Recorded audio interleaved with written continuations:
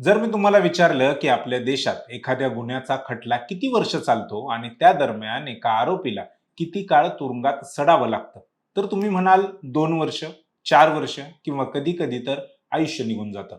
आणि हे अगदी खरं आहे. Bail is a rule and jail is an exception असं जरी असलं तरी महाराष्ट्र सरकार याच्या अगदी उलट कारवाई करताना दिसतंय. महाराष्ट्राच्या गृह खात्यासाठी jail is a rule and bail is an exception असं झालं आहे, असं देशाचं सर्वोच्च न्यायालय म्हणतं.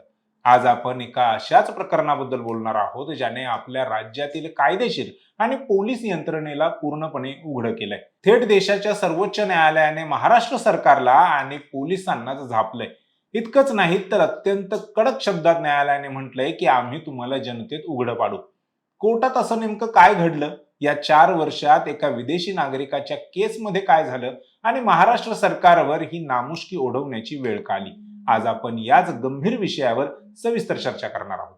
नमस्कार, मी संकेत आणि आपण पाहत आहात मुंबई आउटलुक. हे प्रकरण सुरू होतं मे 2022 मध्ये. पालघर जिल्ह्याअंतर्गत येणाऱ्या नालासोपारा वाळीव पोलीस स्टेशनच्या हद्दीत एक गुन्ह्याची नोंद होते. केल्विन ओकोरो या नायजेरियन नागरिकाला महाराष्ट्र पोलीस अपहरण, हत्या आणि दंगल घडवण्याच्या आरोपाखाली अटक करतात. त्याला तुरुंगात टाकलं जातं. गुन्हा अत्यंत गंभीर असल्याने सुरुवातीला त्याचा जामीन नाकारला जातो, परंतु खरी कहाणी इथून पुढे सुरू होते. हा विदेशी नागरिक गेल्या 4 वर्षांपेक्षा जास्त काळ तुरुंगात आहे. त्याने जामिनासाठी मुंबई उच्च न्यायालयात अर्ज केला. तो अर्ज फेटाळला गेला.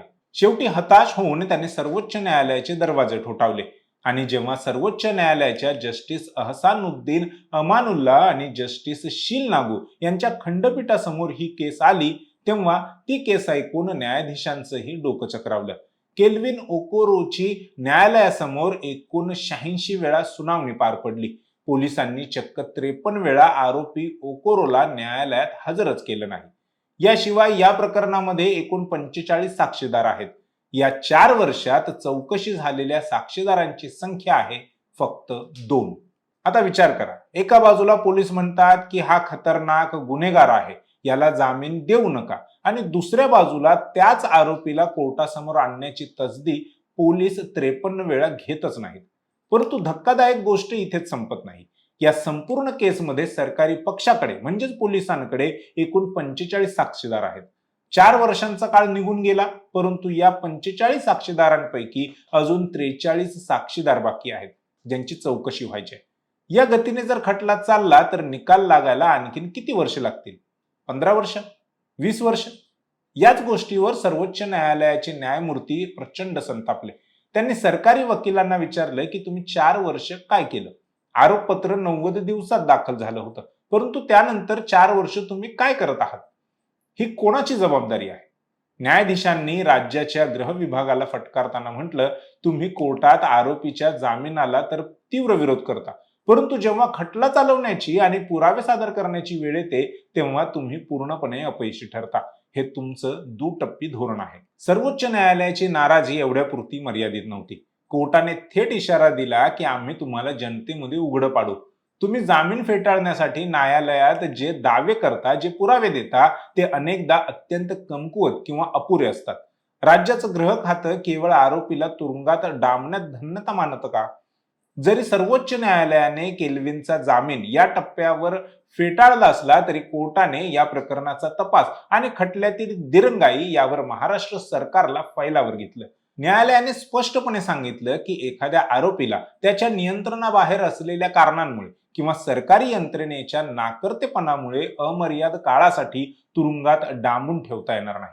यावर 24 जुलै रोजी महाराष्ट्र सरकारला सविस्तर अफिडेव्हिट सादर करण्याचे आदेश न्यायालयाने दिले आहेत. केल्विन ओकोरो हे केवळ एक उदाहरण आहे. खरी भीषण परिस्थिती आपल्या महाराष्ट्रातील तुरुंगांची आहे. सध्या महाराष्ट्रातील तुरुंगांमध्ये जेवढे कैदी बंदिस्त आहेत त्यापैकी 80% जास्त कैदी हे अंडर ट्रायल म्हणजेच न्याय प्रविष्ट आहेत. याचा सोप्या भाषेत अर्थ असा की या कैद्यांचा गुन्हा अद्याप सिद्ध झालेला नाही, न्यायालयाने त्यांना दोषी ठरवलेले नाही आणि त्यांचे खटले कोर्टात धूळ खात पडलेत. अनेक केसेसमध्ये तर असं घडलंय की कायद्यानुसार त्या गुन्ह्यासाठी जी कमाल शिक्षा असू शकते त्यापेक्षा जास्त काळ हे अंडर ट्रायल कैदी केवळ खटल्याच्या विलंबनाअभावी तुरुंगात घालवतात.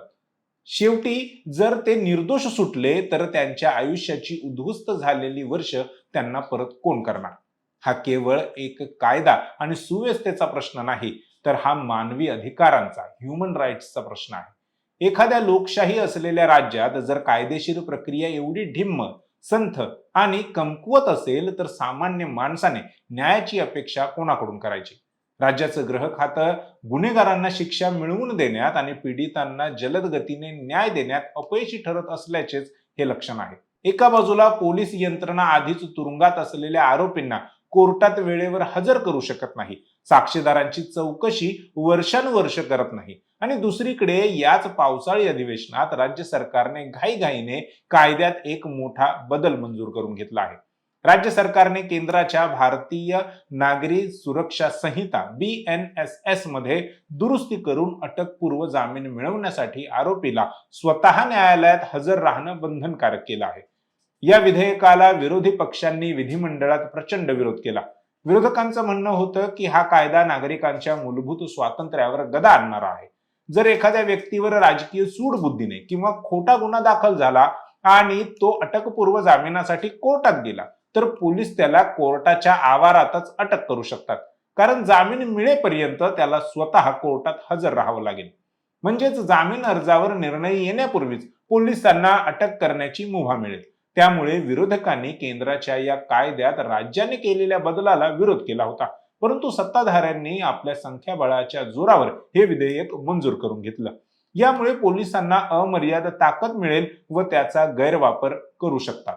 या दोन परस्पर विरोधी गोष्टी एकत्र ठेवून बघा. पहिली गोष्ट म्हणजे पोलीस 4 वर्ष आरोपीला कोर्टात आणत नाहीत, साक्षीदार तपासत नाहीत आणि हजारो लोक विनाकारण तुरुंगात चढत राहतात. दुसरी गोष्ट आहे सरकार नवीन कायदे करून जामीन मिळवण्याची प्रक्रिया व नागरिकांचा घटनात्मक अधिकार अधिक कठीण करत आहे, जेणेकरून पोलिसांना अधिक अधिकार मिळतील. याचा थेट अर्थ असा होतो की आपली यंत्रणा सुप्रशासनाऐवजी केवळ अधिकारांचा गैरवापर करण्यात व्यस्त आहे.